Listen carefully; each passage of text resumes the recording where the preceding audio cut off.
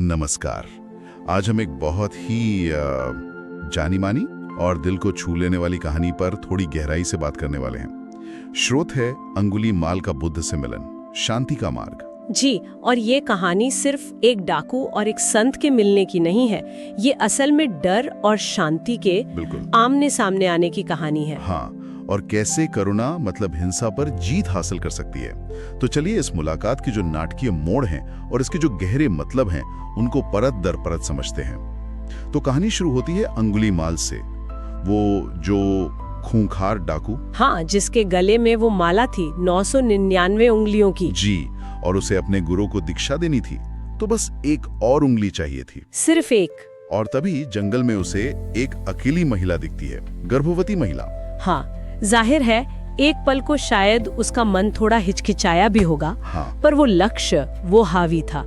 बस एक और, ये सोच रहा था वो। लेकिन सोचिए, ठीक उसी वक्त, मतलब जैसे ही वो उस महिला की तरफ बढ़ने वाला था, जंगल की खामोशी में कुछ आहट सुनाई देती है, बहुत शांत, कोमल कदमों की। सुबह की रोशनी है और वो देखता है कि एक भिक्षु चले आ रहे हैं, बिल्कुल शांत, निर्भय। और ये स्वयं भगवान बुद्ध थे। जी, तथागत बुद्ध।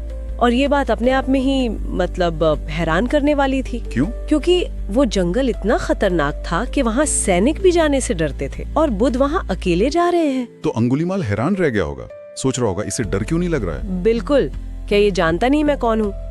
शायद यही सोच रहा हो। और फिर कहानी में एक बहुत दिलचस्प मोड़ आता है ना। हाँ, वो पीछा। अंगुलीमाल अपनी तलवार निकालता है, बुद्ध के पीछे दौड़ता है, पर कुछ अजीब होता है। क्या अजीब होता है? वो पूरी ताकत से भाग रहा है, पर बुद्ध तो बस सामान्य चाल से चल रहे हैं। लेकिन वो हमेशा आगे ही रहते हैं, पकड़ में ही नहीं आ रहे। मुमकिन है, मतलब ये तो। हाँ, ये कैसे हो सकता है? ये देखिए, ये सिर्फ एक शारीरिक दौड़ नहीं थी।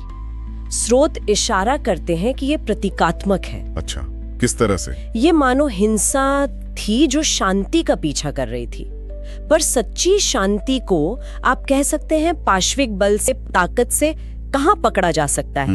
सही बात है। तो अंगुलीमाल हाफ रहा है, थक गया है, और फिर वो चिल्लाता है। हाँ, जोर से चिल्लाता है, रुको भिक्षु। और बुद्ध वो बहुत शांति से पीछे मुड़ते हैं और कहते हैं, मैं तो रुक गया हूँ अंगुलीमाल, अब तुम रुको। ये शब्द अंगुलीमाल को मतलब अंदर तक हिला देते हैं। वो पूछता है, आप तो चल रहे हैं, आप कैसे कह सकते हैं कि आप रुक गए हैं? और मैं तो खड़ा हूँ, मुझे रुकने को कह रहे हैं। यही बुद्ध का जो असली संदेश है वो सामने आता है। क्या कहते हैं बुद्ध? वो समझाते हैं, अंगुलीमाल, मैं रुक गया हूँ सभी प्राणियों को पीड़ा देने से। मैंने नफरत और हिंसा का रास्ता छोड़ दिया है। मैं अपने कर्मों में स्थिर हो गया हूँ। अच्छा। लेकिन तुमने अभी तक हिंसा से, घृणा से, इन बुरे कर्मों से रुकना नहीं सीखा। ये बातें तो किसी तलवार की धार से भी ज्यादा तेज लगी होंगी उसे। बिल्कुल। और फिर आता है वो क्षण, वो परिवर्तन का जादुई क्षण। हाँ। जब बुद्ध के ये शब्द वो सुनता है तो उसके हाथ कांपते और तलवार गिर जाती है। हाँ, तलवार छूटकर गिर जाती है। वो घुटनों के बल गिर पड़ता है और कहते हैं, सालों बाद पहली बार फूट फूट कर रोता है। क्या ये इसलिए हुआ कि पहली बार किसी ने उसमें वो राक्षस नहीं देखा, बल्कि एक इंसान, उसके अंदर का दर्द देखा? बिल्कुल। स्रोत यही इशारा करते हैं कि बुद्ध की करुणा की शक्ति यही थी। उन्होंने अंगुलीमाल के वो भयानक काम नहीं देखे, बल्कि उन कामों के पीछे जो उसकी पीड़ा थी, उसका जो भ्रम था, उसको देखा। उन्होंने उसे जज नहीं किया। नहीं, आंका नहीं, अपराधी की तरह नहीं देखा, बल्कि उसकी स्थिति को समझा।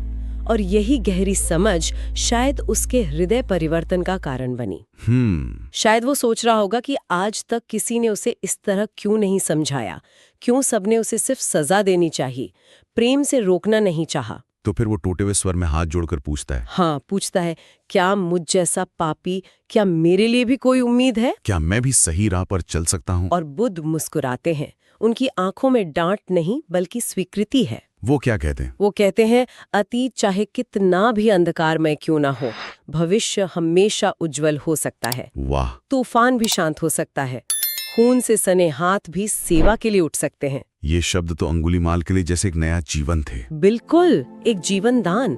वो उसी क्षण अपनी तलवार फेंकता है, वो भयानक माला तोड़ देता है और अपना पुराना नाम भी छोड़ देता है। हाँ, वो सब त्याग देता है और बुद्ध से शरण मांगता है, भिक्षु बन जाता है। के धम के मार्ग पर चलने का संकल्प लेता है। जी, उनके सिखाए हुए नैतिक और सदाचारी जीवन के रास्ते पर। कहानी का अंत भी बहुत शांत है, एक तस्वीर सी बनती है जहन में। हाँ बिल्कुल। मुंडा हुआ सर, भिक्षु के वो साधारण गेरुए वस्त्र पहने, जी। अंगुलीमाल अब शांति से बुद्ध के पीछे चल रहा है। वही जंगल जो कभी उसकी दहशत से गूंजता था, हाँ, पीड़ितों की चीखों से, अब पूरी तरह शांत है। जैसा श्रुत में लिखा है, जो कभी जान नेता था अब दया का सार बन गया। जो कभी अंगुली छीनता था अब करुणा का भिक्षु बन गया। देखिए, इस कहानी से कई बहुत महत्वपूर्ण बातें निकल कर आती हैं। जी, क्या है वो मुख्य बातें? पहली तो ये कि करुणा और समझ जो है वो डर और सजा से कहीं ज्यादा शक्तिशाली हैं। बिल्कुल। दूसरी कि हर व्यक्ति में, चाहे वो कितना भी भटक गया हो, बदलाव की संभावना हमेशा रहती है। एक दूसरा मौका, हाँ, एक दूसरा मौका। और तीसरी जो शायद सबसे गहरी बात है कि सच्चा परिवर्तन बाहर से नहीं आता। मतलब सिर्फ बाहरी व्यवहार को बदलने की कोशिश से नहीं, बल्कि व्यक्ति के अंदर जो दर्द है, जो भ्रम है, उसे समझने और उसे संबोधित करने से आता है। बुद्ध का धम्म, उनका जो मार्ग है, वो इंसान की आत्मा के कितने भी अंधेरे कोनों तक पहुंच सकता है। ये कहानी इसका एक जीता जागता प्रमाण है। जी हाँ, और ये हमें एक बहुत गहरे सवाल पर सोचने को भी मजबूर करती है। क्या सवाल? कि क्या वाकई किसी भी इंसान के अंदर, चाहे उसकी परिस्थितियां या उसके कर्म कैसे भी रहे हों, क्या बदलाव की एक चिंगारी हमेशा मौजूद रहती है, जिसे सही समय पर करुणा और समझ से जगाया जा सकता है? इस पर विचार किया जा सकता है।